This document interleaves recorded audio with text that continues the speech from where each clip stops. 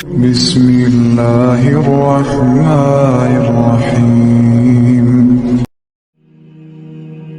قل لا اقول لكم عندي خزائن الله ولا اعلم الغيب ولا اقول لكم اني ملك ان اتبع الا ما يوحى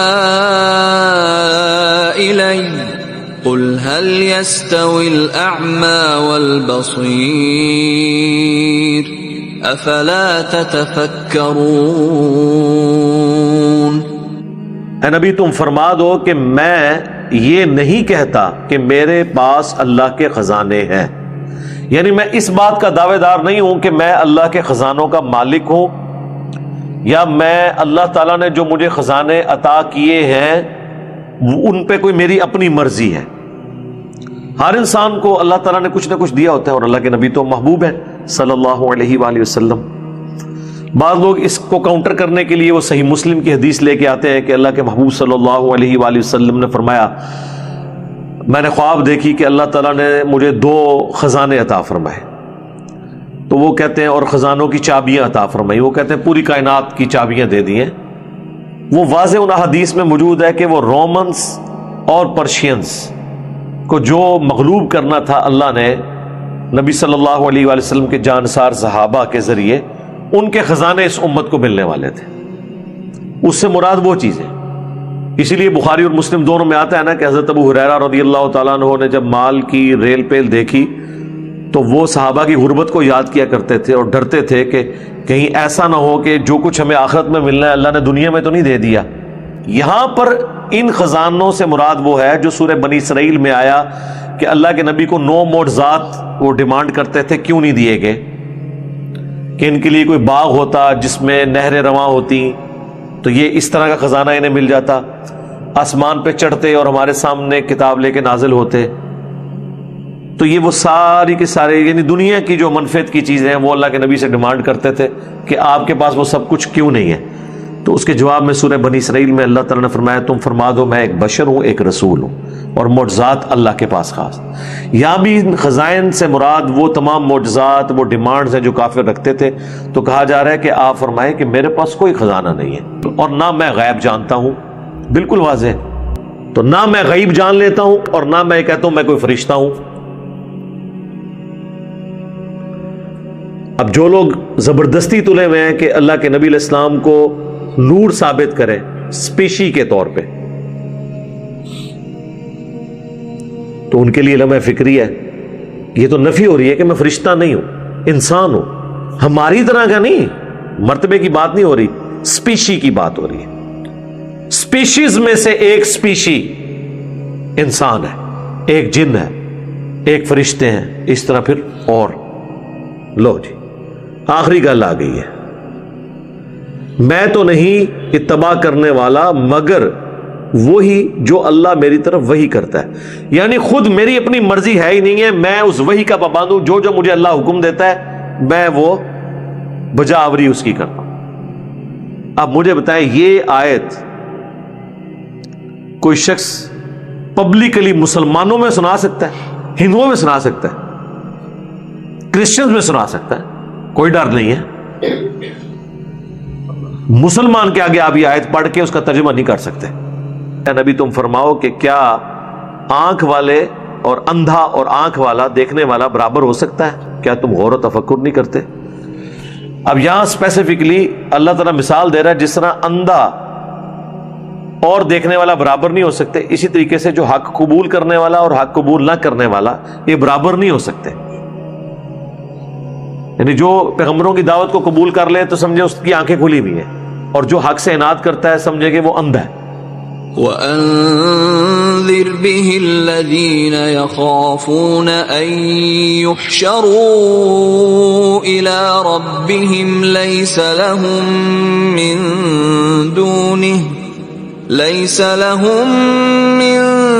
دُونِهِ وَلِيٌّ وَلَا شَفِيعٌ لَعَلَّهُمْ يَتَّقُونَ۔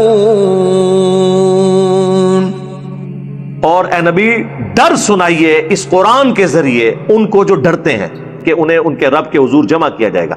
اچھا یہ بہی اتنی دفعہ آئے گا قرآن کے لیے.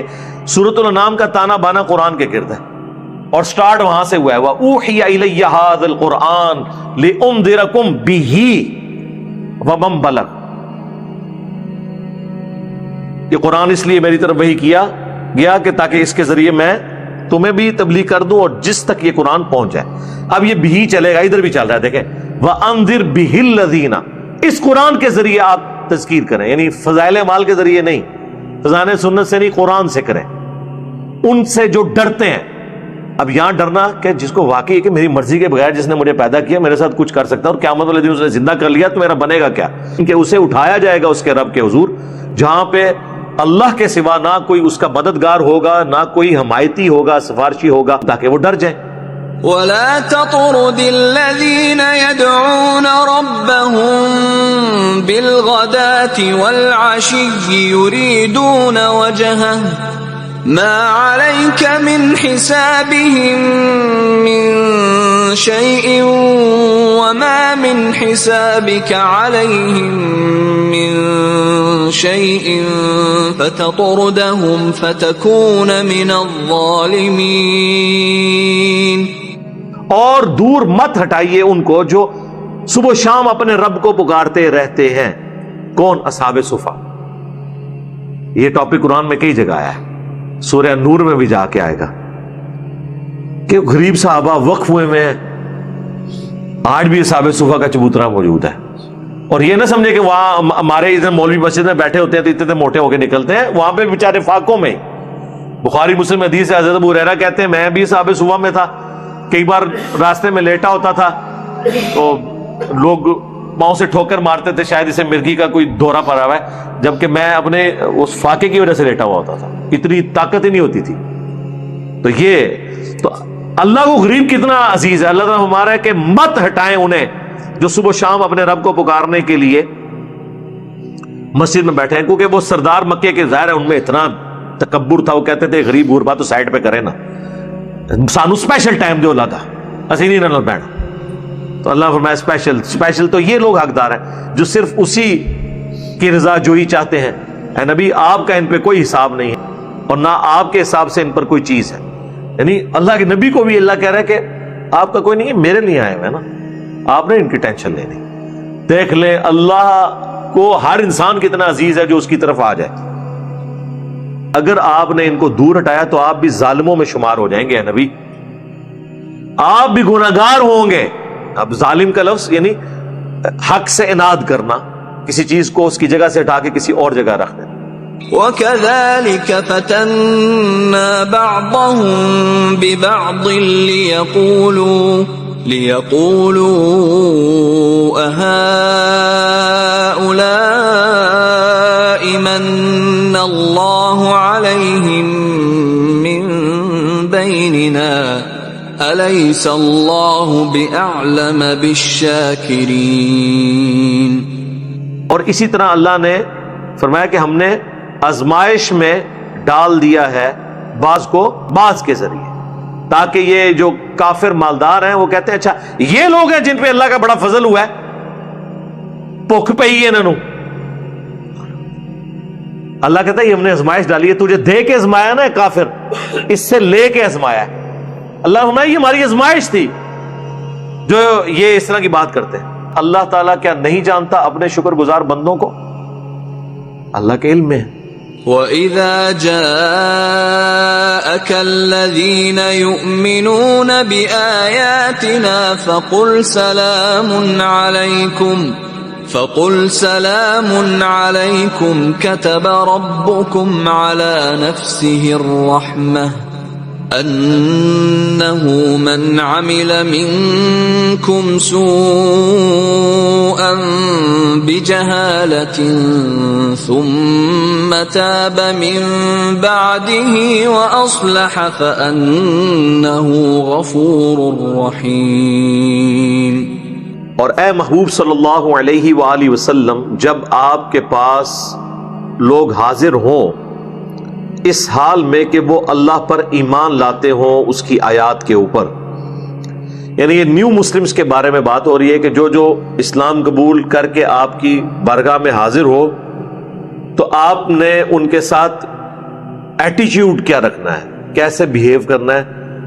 وہ جو انگلش میں کہا جاتا ہے نا, first impression is the last impression. پہلا آپ کا امپریشن ان پہ کیا جانا چاہیے. ظاہر ہے قبیلے مسلمان ہوتے تھے, قبیلوں کے سردار مسلمان ہوتے تھے, پورے قبیلوں کے سمیت نبی علیہ السلام کے پاس حاضر ہوتے تھے. تو آپ نے پہلا جیسچر کیا دینا ہے؟ سب سے پہلے تو آپ نے ان کو کہنا ہے سلام ہو آپ پر. یعنی آپ نے اسلام قبول کر کے سلامتی کا راستہ اختیار کر لیا. یعنی اللہ کے نبی کو کہا جا رہا ہے آپ نے خود ان کو سلام کرنا ہے, اور ساتھ ہی خوشخبری ان کو سنا دیں کہ تمہارے رب نے یہ طے کر دیا ہے, اپنے اوپر خود لازم کر لیا ہے کہ وہ ہر حال میں رحم کرے گا. یعنی اللہ تعالیٰ کا تعارف آپ نے یہ کروانا ہے کہ تم پر اللہ کی سلامتی ہو اور اللہ تعالیٰ رحم فرمانے والا ہے. یعنی اگر کسی کے دماغ میں یہ بات ہے نا کہ ہم نے زمانے جاہلیت میں اتنی اپنے رب کی نافرمانیاں کی ہیں تو ہماری بخشش کی کوئی راہ نکل سکتی ہے, تو آپ جاتے ہی ان کو اچھا جیسچر دیں کہ تم پر سلامتی ہو, یعنی اللہ کے نبی کی دعا ان کو مل گئی. دوسرا, تمہارے رب نے اپنے اوپر لازم کر لیا ہے کہ وہ رحم ہی کرے گا.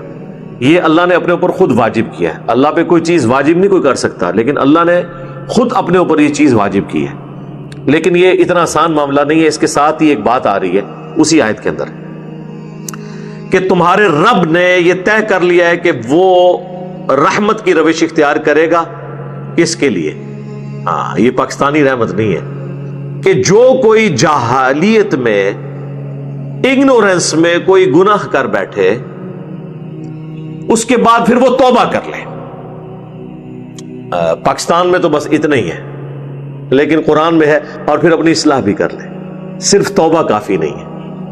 یعنی اللہ تعالیٰ نے اپنے اوپر رحمت لازم کر لی ہے اس شخص کے لیے کہ جو کبھی بھول چوک میں گناہ کر بیٹھے تو اس کے بعد توبہ کر لے اور اپنی اصلاح کر لے. پس بے شک اللہ تعالیٰ پھر ایسے شخص کے حق میں بخشنے والا مہربان ہے. وَكَذَلِكَ نُفَصِّلُ الْآيَاتِ وَلِتَسْتَبِينَ سَبِيلُ الْمُجْرِمِينَ. اور اس طریقے سے ہم اپنی آیات کھول کھول کر بیان کرتے ہیں. یعنی جس نے سمجھنا ہے تو یہ کوئی راکٹ سائنس نہیں ہے, موٹی موٹی باتیں ہیں, کھول کے بغیر کسی تردد کے, بغیر کسی پروٹوکول کے سیدھی دو ٹوک بات ہے جو اللہ تعالیٰ قرآن میں نازل فرماتا ہے تاکہ ظاہر ہو جائے گناہگاروں کا, مجرمین کا راستہ. اللہ تعالیٰ اپنی آیات کھول کر اس لیے بیان کرتا ہے تاکہ پتہ چل جائے کہ یہ اللہ کے باغی لوگوں کا راستہ ہے, یہ اللہ کے نیک لوگوں کا راستہ ہے. قل انی نہیت ان اعبد الذین تدعون من دون اللہ قل لا اتبع اہواءکم قد ضللت اذا وما انا من المہتدین. اے نبی تم فرماؤ کہ مجھے تو میرے رب کی طرف سے منع کر دیا گیا ہے کہ میں عبادت کروں ان کی جن کو تم اللہ کے سوا پکار رہے ہو. پکارنے کا لفظ ہے لیکن یہاں ترجمہ کر دیتے ہیں عبادت کر رہے ہو, تاکہ کسی کے دماغ میں نہ آئے یار نماز تو ہم واقعی اللہ کی پڑھتے ہیں لیکن دعا کرنا بھی عبادت ہے. اے نبی تم فرماؤ میں تو تمہاری خواہشات کی پیروی نہیں کروں گا, اور اگر بالفرض میں ایسا کروں تو میں خود بھی گمراہ ہو جاؤں گا اور ہدایت پانے والوں میں شامل نہیں ہوں گا. یعنی اللہ کے نبی کو سینٹرڈ کیا جا رہا ہے کہ آپ فرما دیں کہ اگر میں بھی ایسا کوئی کام کروں تو پھر تو میں بھی گمراہی پر ہوں گا اور میں ہدایت پانے والوں میں سے نہیں ہوں گا.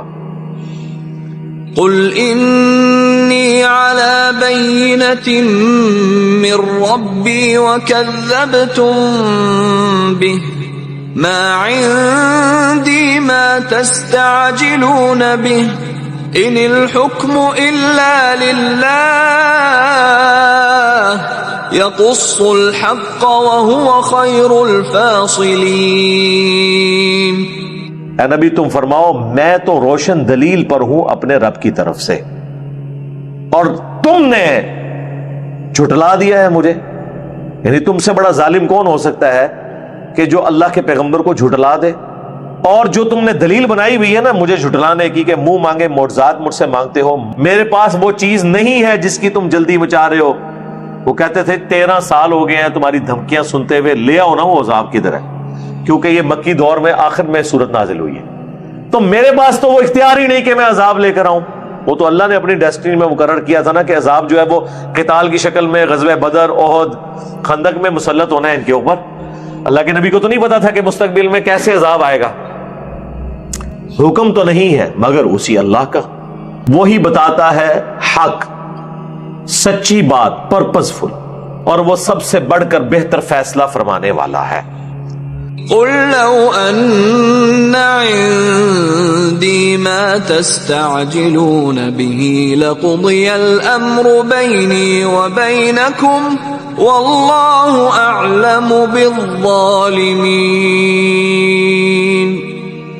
اے نبی تم فرماؤ کہ بالفرض اگر میرے اختیار میں ہوتا نا جو تم عذاب کی جلدی مچا رہے ہو، جو تم منہ مانگے معجزات مجھ سے مانگ رہے ہو، اگر یہ میرے اختیار میں ہوتے نا تو میرے اور تمہارے درمیان فیصلہ کب سے ہو چکا ہوتا۔ ظاہر انسان جو ہے نا اس کا وہ صبر، وہ ٹیمپرامنٹ تو نہیں ہو سکتا نا جو خالق کا ہے۔ تو اللہ کے نبی علیہ السلام تو بعض اوقات بحیثیت انسان آپ کے دل میں بھی خیال آتا تھا کہ کیوں نہیں اللہ تعالیٰ معجزات وہ دکھا دیتا۔ تو سورہ بنی اسرائیل میں آیا کہ اے نبی قریب تھا کہ آپ بھی ان کی طرف جھک جاتے اگر ہم آپ کو تھام نہ لیتے، آپ بھی ان کی خواہش کی پیروی کر لیتے، کوئی کمپرومائز، کوئی درمیان کا راستہ، کب سے تمہارے اور میرے درمیان فیصلہ ہو چکا ہوتا۔ اللہ خوب واقف ہے ظالموں سے، یعنی اللہ کو پتا ہے کہ کون ڈسیو ہوئے میں ہے، کون ہٹ درمی پہ ہے، اس لیے ابھی اللہ تعالیٰ ڈھیل دے رہا ہے، ابھی ان میں اور لوگ بھی نکلیں گے جو ایمان قبول کر لیں، اور پھر نکلے بھی الحمدللہ۔ وعنده مفاتح الغيب لا يعلمها إلا هو ويعلم ما في البر والبحر وما تسقط من ورقة إلا يعلمها ولا حبة في ظلمات الأرض ولا حبة في ظلمات الأرض ولا رطب ولا يابس إلا في كتاب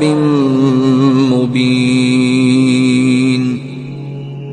اور غیب کی کنجیاں تو اسی کے ہاتھ میں ہیں، ان کو کوئی نہیں جانتا سوائے اس کے، اور وہ جانتا ہے جو کچھ بھی خشکی میں ہے اور جو سمندروں میں، اور دنیا کے کسی درخت سے کوئی پتا نہیں ٹوٹتا مگر اس کے علم سے، اور نہ ہی زمین کے اندھیروں میں کوئی دانہ پھوٹتا ہے مگر اس کے علم سے، اور نہ کوئی تر ہے نہ کوئی خشک چیز، اگر یہ کہ اللہ تعالیٰ نے لوح محفوظ میں پہلے ہی اسے لکھ لیا۔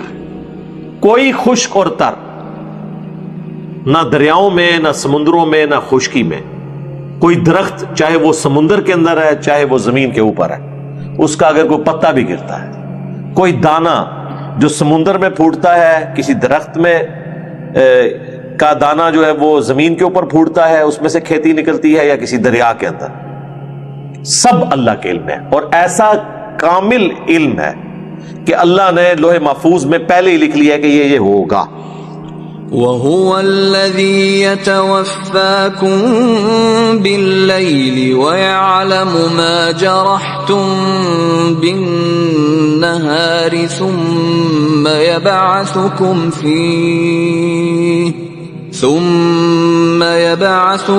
فِيهِ لِيُقْضَىٰ أَجَلٌ مُّسَمًّى ثم إليه مرجعكم ثم ينبئكم بما كنتم تعملون۔ اور وہی ہے جو قبضے میں لے لیتا ہے تمہاری جان کو رات کے وقت، اور وہ جانتا ہے جو کچھ تم دن میں کماتے ہو، دن میں جو تم اٹھاتے ہو، اور پھر وہی ہے جو تمہیں نیند سے بیدار کر دیتا ہے، تاکہ پورا کر دے جو تمہاری بقیہ کی زندگی دنیا میں باقی ہے.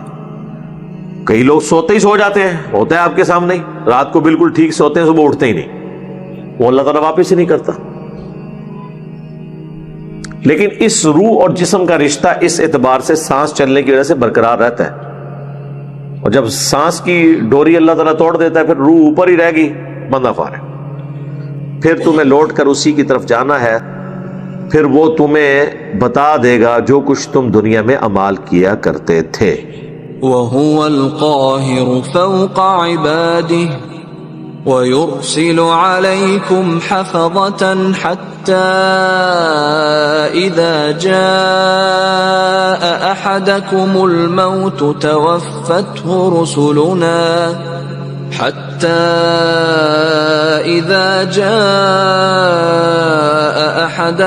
الْمَوْتُ توفته رسلنا وهم لا يفرطون. اور وہی غالب ہے، چھایا ہوا ہے اپنے بندوں کے اوپر، اور بھیجتا ہے تم پر نگہبان، یعنی فرشتے انسان کی حفاظت کرتے ہیں. یہ چھوٹے بچوں کا بڑا ہو جانا بہت بڑا معجزہ ہے. جس طرح وہ جانوروں کی طرح بھاگتے ہیں تو یہ موت سے وہ ایک لمحے کی دوری پہ ہوتے ہیں، کن پٹی میں کوئی چیز لگ سکتی ہے. اکثر آپ دیکھتے ہیں نا، آپ کہتے ہیں بس ہی آنکھ بچی ہے، وہ ہر دفعہ ہی بچتی ہے، وہ بچا رہا ہوتا ہے اللہ تعالیٰ. اللہ کی طرف سے حفاظت کے لیے فرشتے مقرر ہیں. تبھی انسان جو ہے اس طرح کے، یہ تو وہ چیزیں جو آپ کو نظر آ رہی ہیں جو ہمارا اپنا امیونٹی سسٹم ہے، جو جراثیم کے اگینسٹ حفاظت کرتا ہے، اینٹی باڈیز پیدا ہوتے ہیں.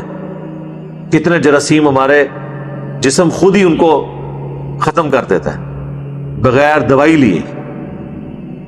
آپ دوائی نہ بھی لیں تب بھی انسان ایک نہ ایک دن ٹھیک ہو ہی جاتا ہے، یہ ذہن میں رکھیے گا. وہ انسان کا دوائی کی وجہ سے ذرا آپ کو ہیلپ آؤٹ ہو جاتا ہے تھوڑا جلدی، ادروائز یہ جانور کون سی دوائیاں لیتے ہیں. لیکن آپ پہلی چیز دیکھیں کہ جانور جیسے ہی بیمار ہوتا ہے کھانا پینا چھوڑ دیتا ہے. یہ اللہ نے اس کی انسٹنکٹ میں ڈال دیا. آپ نے اگر بکری مرغی گھر میں رکھی ہے تو آپ دیکھیں بیمار ہوتے ہی وہ کھانا پینا چھوڑ دیتی ہے. اس کو کس نے کہا کھانا پینا چھوڑ دو؟ اس کی انسٹنکٹ میں اللہ نے ڈال دیا ہے کہ اس نے کھانا پینا نہیں کرنا. اس کی وجہ ہے کہ اب وہ بیمار ہے، بیمار ہوتے وقت معدہ پھر کام کرنا چھوڑ دیتا ہے. اگر آپ چیز کوئی کھائیں گے بھی نا، وہ معدہ آپ کا صحیح طریقے سے ہضم کر کے اسے جسم کا حصہ نہیں بنا سکے گا، الٹا آپ کی بیماری میں اضافہ ہوگا. تو اللہ تعالیٰ نے حفاظت کے لیے فرشتے مقرر کیے. یہاں تک کہ جب تم میں سے کسی کی موت کا وقت قریب آ جاتا ہے تو ہمارے رسول یعنی فرشتے بھیجے ہوئے وہ موت دیتے ہیں اور وہ کوئی کوتاہی نہیں کرتے. یعنی اللہ تعالیٰ ہمارا جن فرشتوں کی ڈیوٹی ہے نا کہ انہوں نے کس کی روح قبض کرنی ہے، غلطی نہیں کھاتے. یعنی مطلب یہ ہے کہ شیخ عبد القادر جیلانی کو روح واپس لینے کی ضرورت نہیں ہے، غلطی نہ کوئی روح نہیں کٹی. آپ مجھے بتائیں، فرشتے اللہ کے حکم سے آتے ہیں روح نکالنے. اللہ اگر فرشتوں کو حکم دے کہ فلاں بندے کو موت دینی ہے، اس کے بعد کوئی جن، کوئی فرشتہ، کوئی پیغمبر اس کی موت کو ٹال سکتا ہے؟ اگر کوئی کہتا ہے کہ یہ ایسے ہو رہا ہے اور فرشتے سے واپس روح کوئی بزرگ چھین رہا ہے، وہ فرشتے سے نہیں لے رہا سر، وہ اللہ کا حکم بدل رہا ہے. تو اس کا کیا مطلب ہے؟ یہ شیخ عبد القادر جیلانی کو یا اپنے بابوں کو اللہ سے بھی اوپر مانتے ہیں. تو آپ تو قادیانیوں کا رونا رو رہے تھے کہ انہوں نے امتی نبی کلیم کیا ہوا ہے، آپ نے تو امتی خدا کلیم کیا ہوا ہے. ہاں، ایک امتی کو خدا کے بلکہ اس سے بھی بڑھ کر سپر گاڈ ڈکلیئر کر دیا. وہ تکیانی کلیم چھاڑ دے ہوئی عبد القادر پہ گیا. ہاں، اللہ اکبر. ثم ردوا إلى الله مولاهم الحق ألا له الحكم وهو أسرع الحاسبين. اس کے بعد مرنے کے بعد پھر تمہیں اس سچے مالک کی طرف، اس حقیقی مالک کی طرف لوٹایا جائے گا.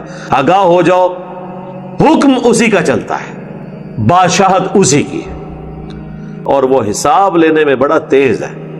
قل من ينجيكم من ظلمات البر والبحر تدعونه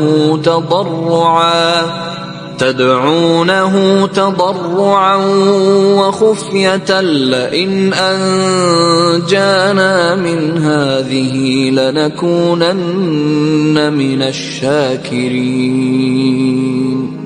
اے نبی تم فرماؤ، بتاؤ کون نجات دیتا ہے تمہیں خشکی اور سمندروں کے اندھیروں کے اندر؟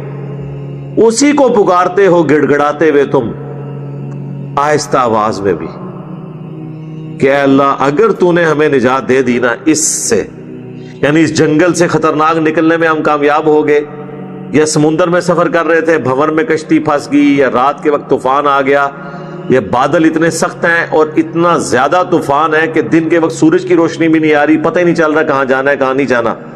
اے اللہ ایک دفعہ تو نے ہمیں نجات دے دی تو ہم ضرور بالضرور تیرے شکر گزار بندے ہو جائیں گے۔ ایک بار جان چھوٹ دے ہماری، خشکی میں جا کے تیرے نام کی دیکھ دیں گے، لیکن خشکی میں آ کے کسی اور کے نام کی دیکھیں دیتے ہیں پھر۔ اللہ اکبر۔ قل اللہ ينجيكم منها ومن كل كرب ثم أنتم تشركون۔ اے نبی تم فرماؤ کہ پھر وہی اللہ ہی ہے نا جو تمہیں نجات دے دیتا ہے، ہر دفعہ تم پہ رحم کھاتا ہے، حالانکہ تم خشکیوں میں آ کے اس کے ساتھ شرک کر رہے ہوتے، اس کے باوجود جب سمندروں میں شرک والے عقیدے کے باوجود بھی اس وقت بھی تھوڑی دیر کے لیے جب مواحد ہوتے ہو نا تو تمہیں نجات دے دیتا ہے، اور ہر طرح کی مصیبت سے وہ تمہیں جب نجات دیتا ہے، لیکن پھر تم کیسے ہو کہ پھر شرک کرنا شروع کر دیتے ہو۔ قل هو القادر على أن يبعث عليكم عذابا من فوقكم أو من تحت أرجلكم أو يلبسكم شيعا ويذيق بعضكم بأس بعض انظر كيف نصرف الآيات لعلهم يفقهون۔ اللہ تو اس بات پر بھی قادر ہے کہ تم پر اوپر سے عذاب بھیج دے یا تمہارے پاؤں کے نیچے سے عذاب آ جائے۔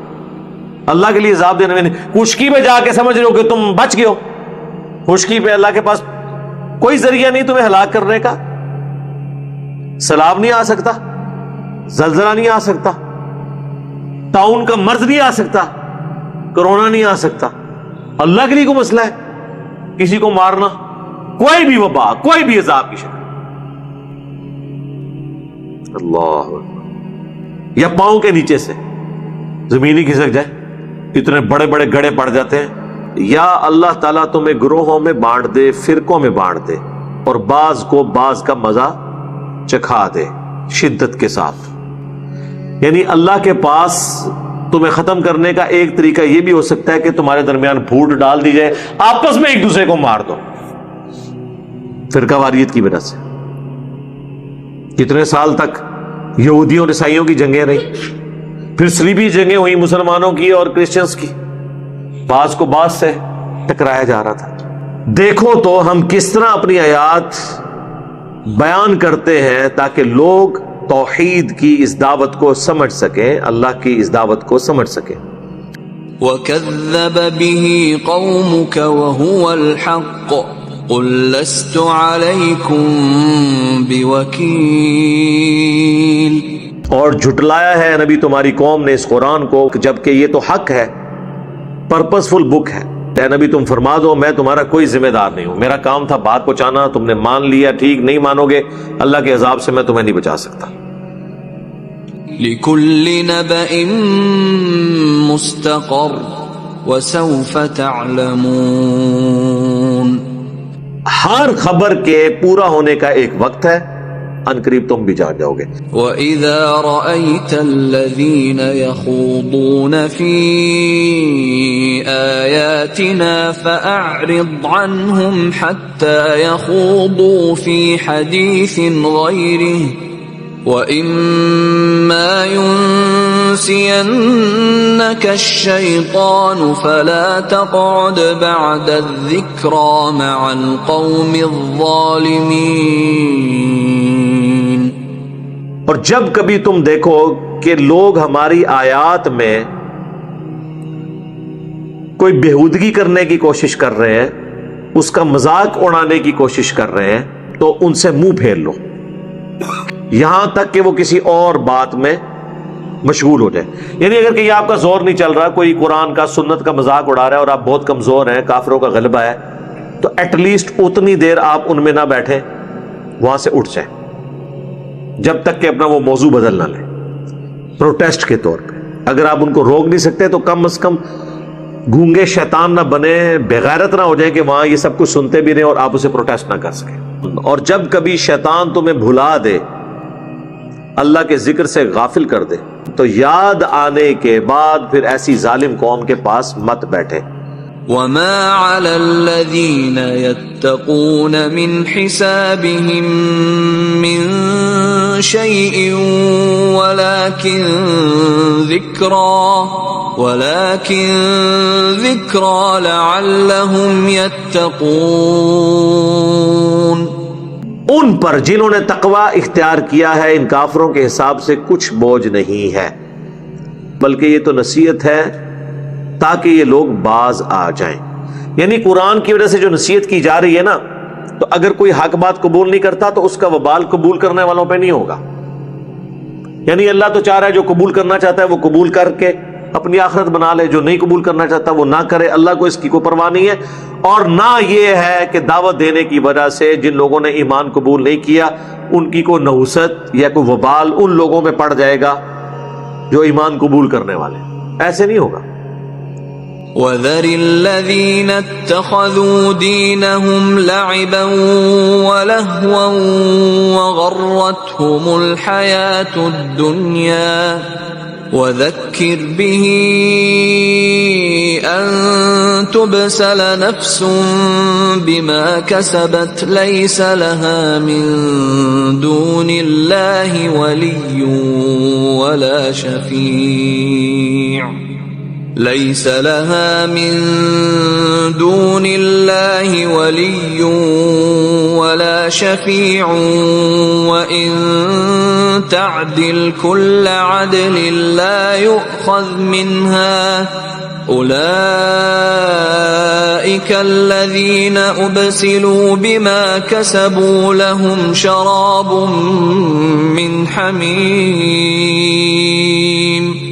لَهُمْ شَرَابٌ مِّنْ حَمِيمٍ وَعَذَابٌ أَلِيمٌ بِمَا كَانُوا يَكْفُرُونَ۔ اور اے نبی چھوڑ دے ان لوگوں کو ان کے حال پر جنہوں نے اپنے دین کو کھیل اور تماشا بنا لیا ہے، سیریس ہی نہیں ہے، اور دنیا کی زندگی نے انہیں دھوکے میں ڈال دی ہے۔ اور نصیحت کریں اس قرآن کے ذریعے تاکہ ہلاک نہ ہو جائے کوئی آدمی اپنے عملوں کی وجہ سے، یعنی لوگوں کو جھنجھوڑتے رہے، جگاتے رہے، اللہ کے سوا نہ تو ان کے لیے نہ کوئی پشت پناہ ہے اور نہ کوئی سفارشی۔ اچھا سفارشی بھی اللہ ہے، اللہ کے ساتھ سفارش کرے گا؟ اللہ نے اپنے آپ کے لیے سفارش کرنی ہے نا، اللہ نے تو نہیں کسی کو کہنا کہ چھاڑ دو انہوں۔ اگر کوئی قیامت کے دن معاوضہ دے دے تو اس سے کوئی معاوضہ قبول نہیں کیا جائے گا اس کے اعمال کے بدلے میں۔ یہ وہ لوگ ہیں جو ہلاک ہو گئے ہیں اپنے اعمال کے سبب، اپنے کرتوتوں کے سبب، ان کے لیے ہے کھولتا ہوا پانی، وَعَذَابٌ عَلِيمٌ بِمَا كَانُوا يَكْفُرُونَ، اور دردناک عذاب ان کے کفر کے بدلے میں۔ قُلْ أَنَدْعُو مِن دُونِ اللَّهِ مَا لَا يَنفَعُنَا وَلَا يَضُرُّنَا وَنُرَدُّ عَلَىٰ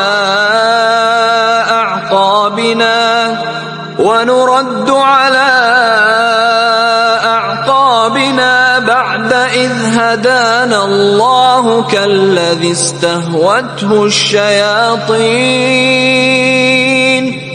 كالذي استهوته الشياطين في الأرض حيران له أصحاب يدعونه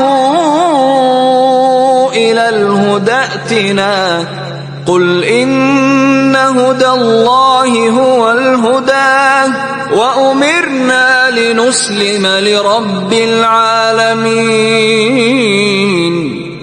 اے نبی تم فرماؤ کیا ہم پوجیں اللہ کے سوا ان ہستیوں کو جو نہ تو ہمیں کوئی نفع دے سکتی ہیں اور نہ نقصان، اور ہم اپنے اس عقیدے توحید سے الٹے قدم پھر جائیں جبکہ اللہ نے ہمیں ہدایت دی ہوئی ہے؟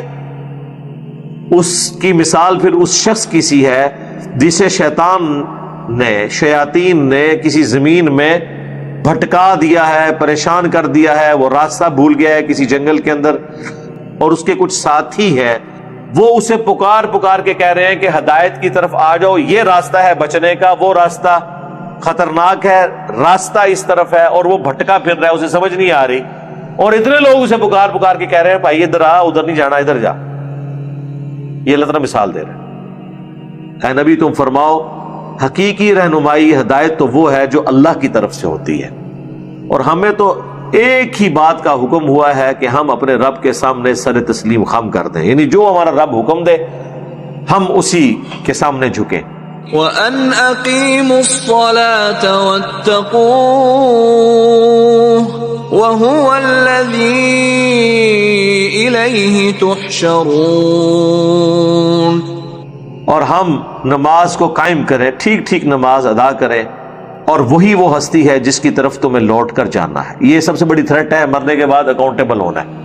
وَهُوَ الَّذِي خَلَقَ السَّمَاوَاتِ وَالْأَرْضَ بِالْحَقِّ وَيَوْمَ يَقُولُ كُن فَيَكُونُ قَوْلُهُ الْحَقُّ وَلَهُ الْمُلْكُ يَوْمَ يُنفَخُ فِي الصُّورِ عَالِمُ الْغَيْبِ وَالشَّهَادَةِ وَهُوَ الْحَكِيمُ الْخَبِيرُ۔ وہی اللہ ہے جس نے آسمانوں اور زمین کو با مقصد حق کے ساتھ پیدا کیا، پرپزفل، اور جب وہ قیامت کے دن کہے گا نا کہ ہو جا تو ہو جائے گا۔ کیا ہو جائے گا؟ قیامت قائم ہو جائے گی۔ کیا ہو جائے گا؟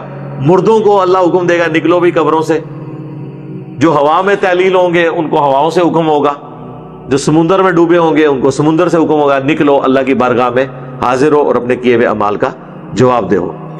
اس کا کہنا سچی بات ہے، اور اس دن اسی کی حکومت ہوگی جس دن کے سور پھونکا جائے گا، یعنی قیامت کا جو سور پھونکا جائے گا اس دن حقیقی مالک، آج بھی مالک وہی ہے لیکن آج اس نے ڈھیل دی ہوئی ہے کہ چلو تم بھی اپنی مرضی کر لو، جو جاننے والا ہے چھپی ہوئی باتوں کا بھی اور ظاہر کا بھی، وہ حکمت والا ہے اور سب کچھ جاننے والا ہے۔